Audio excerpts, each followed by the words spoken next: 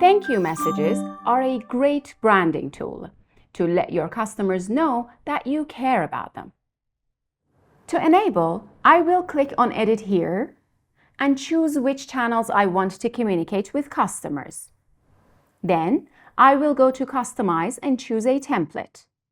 Add logo and change the texts to match my branding.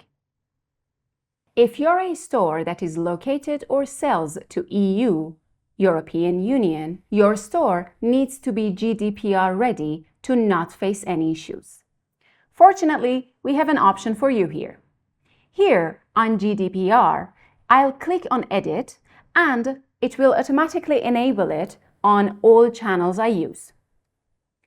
To see in action, let's go here to our store. Once I have enabled it, I'm going to add my test request for this product. Now on Admin, I will see the status as pending GDPR. Now let's go over to my email and confirm my consent. Now as you can see, it is marked as request, which I can use to send my emails in the future to without any issues.